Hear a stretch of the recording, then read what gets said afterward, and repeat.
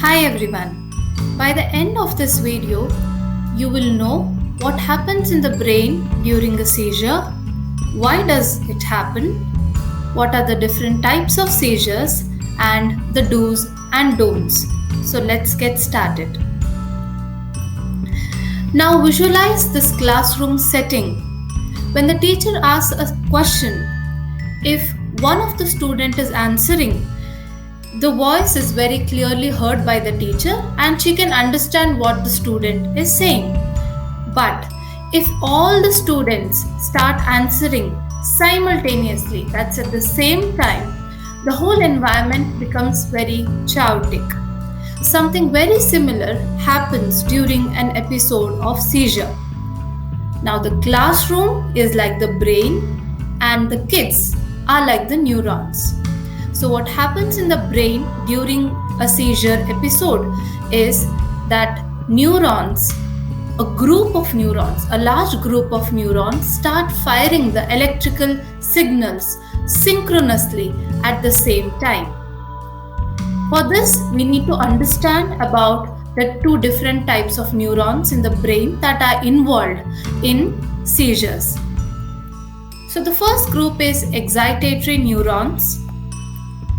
These release excitatory neurotransmitters, meaning they stimulate other neurons to transmit the signals.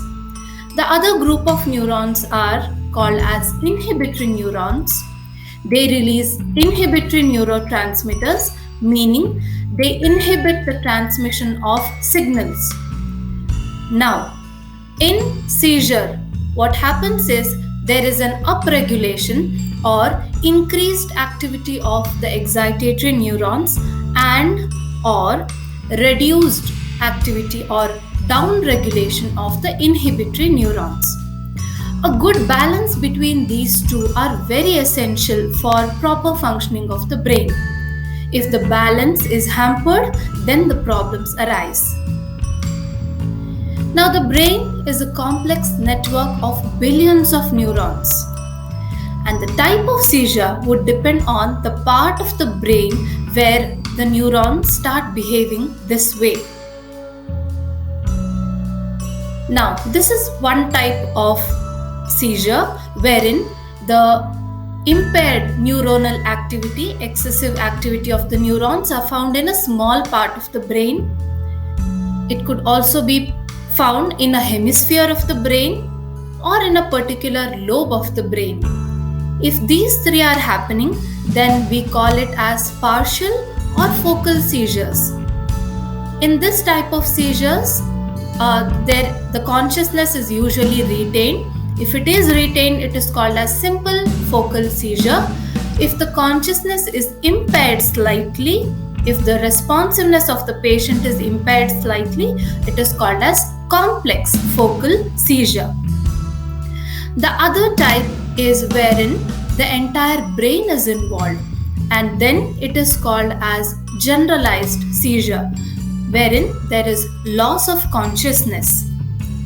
There are subtypes within the generalized seizure. The first one is tonic seizure, where the muscles become very tight, the joints become flexed. The other type is atonic seizure, where there is a sudden decrease in the tonicity of the muscles become extremely relaxed, and the person may fall down. It's also called as drop seizures.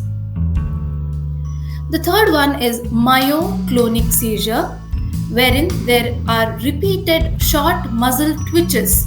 It appears as if the person is being continuously, repeatedly, at regular intervals being hit by electricity.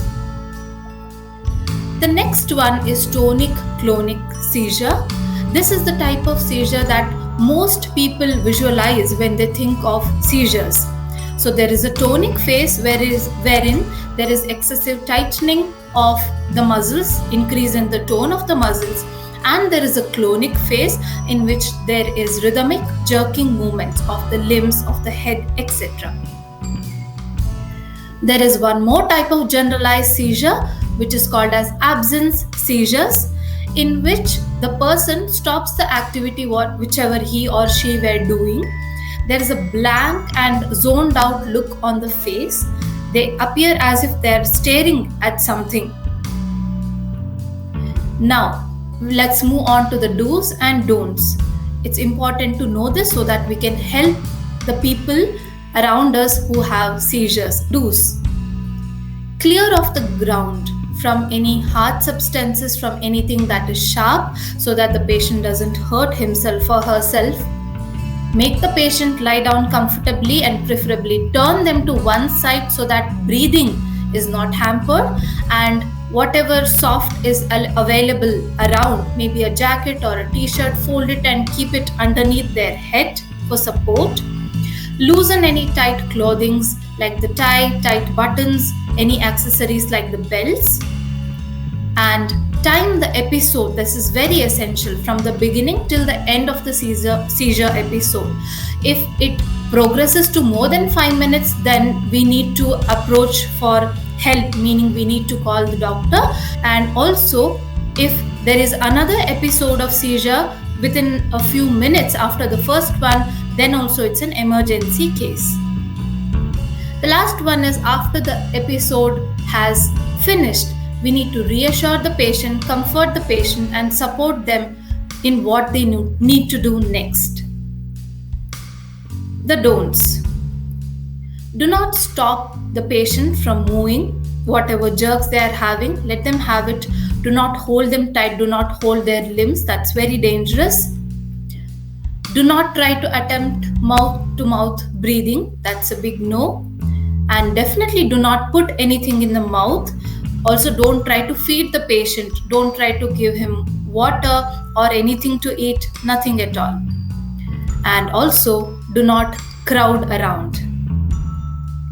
Thank you for watching. If you have enjoyed watching, please share this video with others and also do subscribe to the channel. Thank you.